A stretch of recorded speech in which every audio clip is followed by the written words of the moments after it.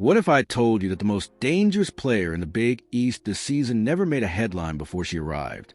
No viral recruitment video, no 5-star ranking, no national buzz.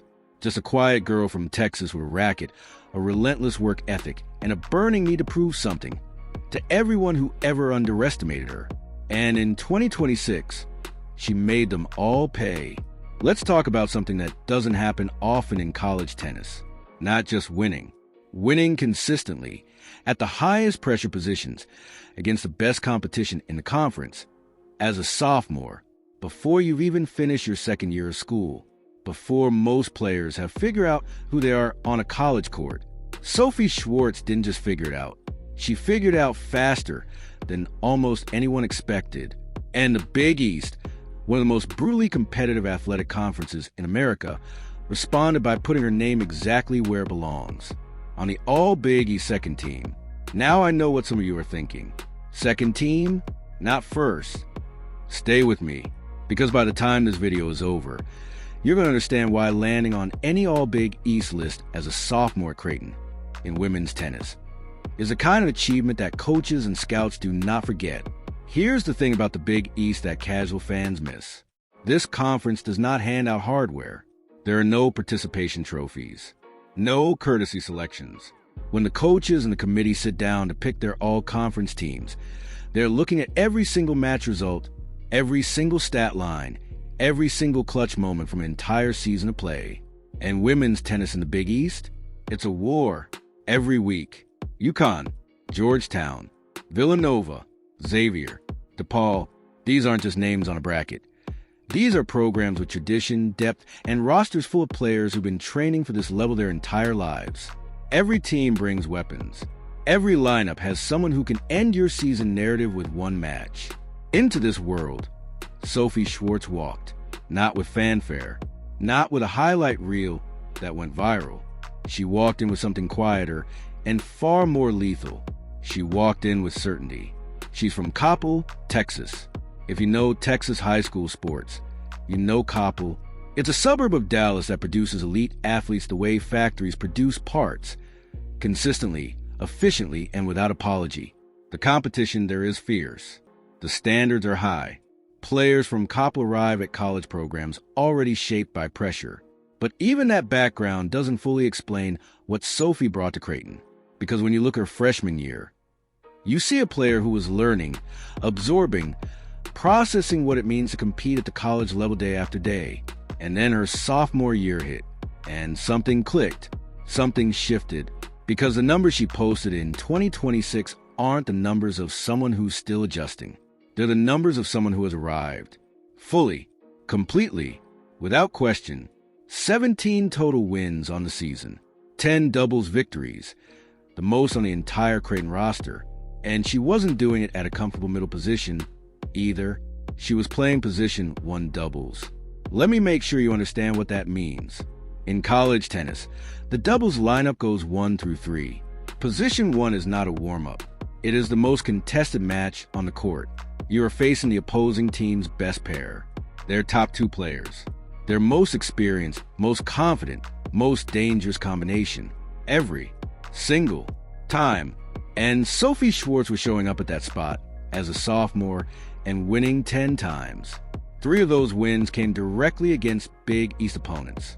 3 conference doubles victories at the number 1 position, in a conference where most players would be ecstatic to steal 1 win at that spot. But even that only tells part of the story, because it was one moment, one specific, suffocating, season-defining moment, where Sophie Schwartz showed the entire Big East exactly what she was made of. And it happened in a tiebreak, with everything on the line, against one of the best teams in the conference. What happened next, and what it set in motion for the rest of Creighton's season, is the kind of thing you don't forget. There are moments in sports that don't just change a match. They change a team. They change a season. They change the way an entire locker room believes in itself, and the way an opponent looks at you for the rest of the year. Sophie Schwartz created one of those moments, and it happened in the most pressure-filled format college tennis has to offer. A tiebreak. First round of the Big East tournament. Everything on the line. Let's set the scene properly, because this moment deserves it. The Big East tournament, is not a regular season match. There are no second chances. No, we'll get them next week. You lose and you go home. Your season is over. Everything you work for from January through April comes down to a single afternoon, a single scoreline, a single point at a time. Creighton versus Butler. Butler, ranked number 10 in the nation at the time, was not a team you wanted to face in round one. They came in with momentum, with depth, and with the kind of confidence that top 10 programs carry like armor. Their players had been through big moments before. They knew how to close.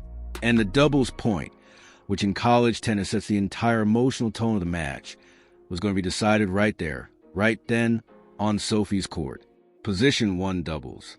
Sophie Schwartz and her partner against Butler's Chase Metcalf and Brooke Arrington.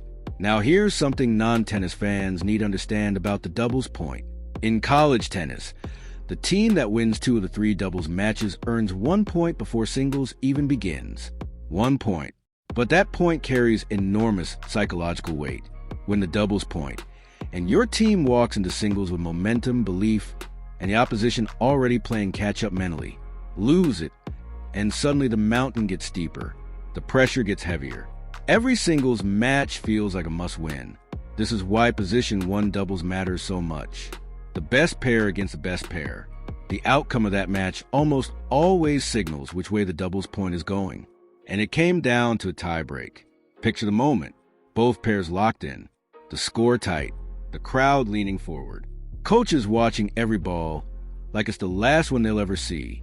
Players feeling the weight of the entire team on their shoulders. Every point, every rally, every serve carrying the season's momentum in it. Tie breaks in doubles are brutal.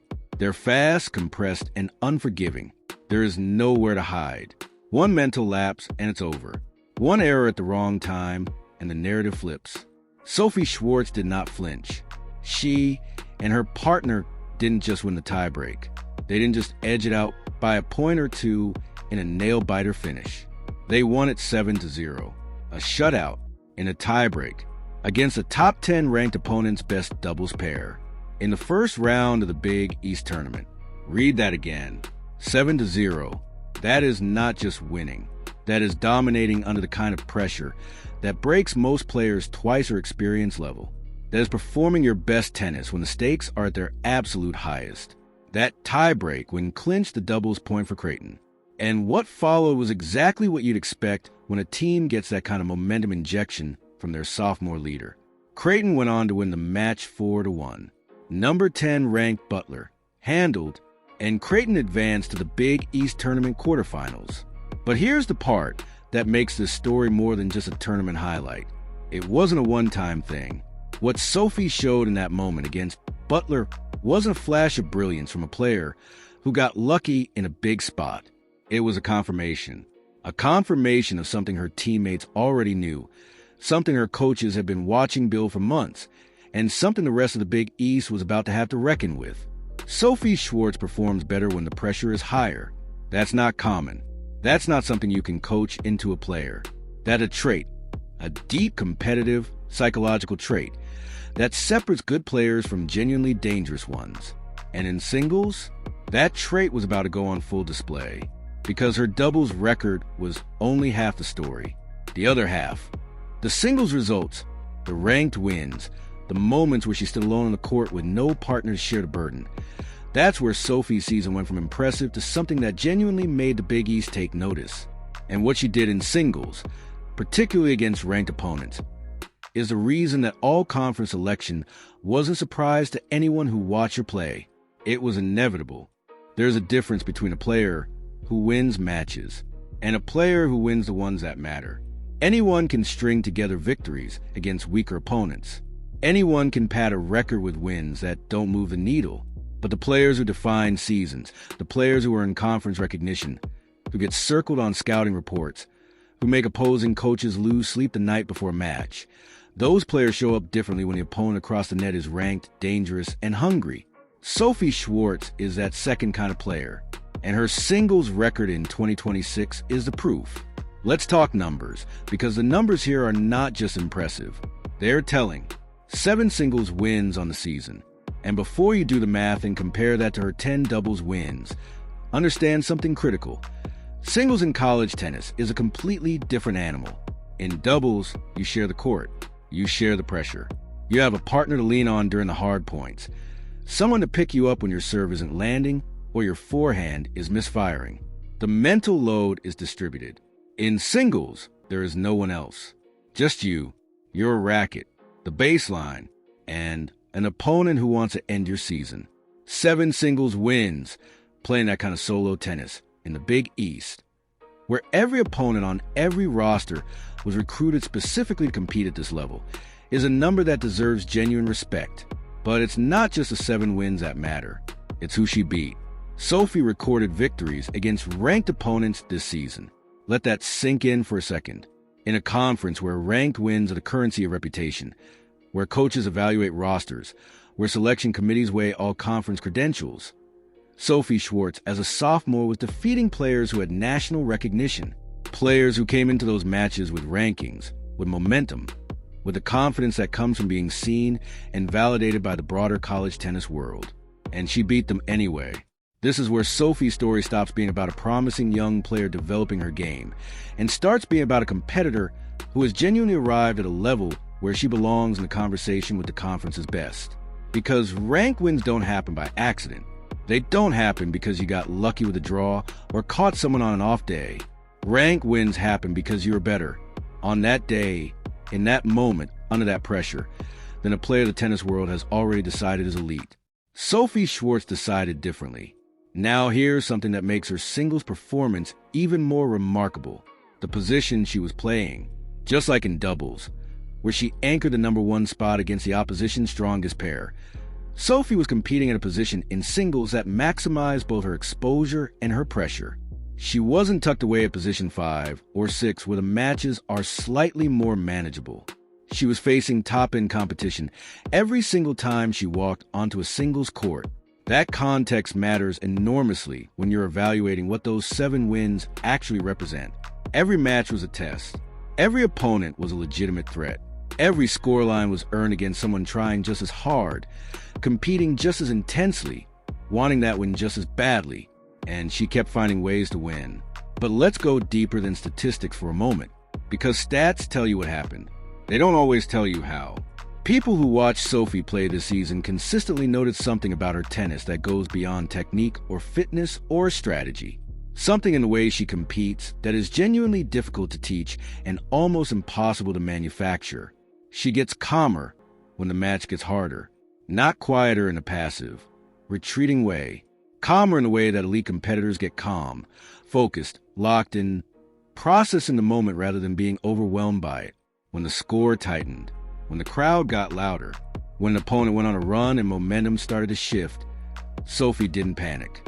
She recalibrated, and then she started hitting better tennis. That quality, that ability to access your best game when the pressure is at its peak, is what separates the players who have good college careers from the players who define them. And it's what made Sophie's all-Big East second-team selection not just deserved, but arguably, to people who watched every match, overdue.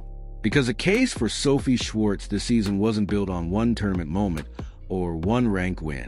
It was built match by match, point by point, across an entire season of relentless, high-pressure, Position 1 competition in one of college tennis's most demanding conferences. She didn't have one great week. She had a great season.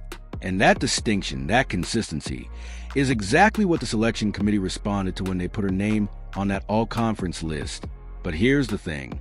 The all-Big East recognition, as meaningful as it is, might not even be the most significant part of Sophie Schwartz's story in 2026. Because what this season revealed about her trajectory, where she's headed, what she's capable of, and what it means for Creighton women's tennis going forward, that's a conversation that goes far beyond one award. And it raises a question that every coach in the Big East is already asking themselves right now. If Sophie Schwartz did this as a sophomore, what happens when she's a junior?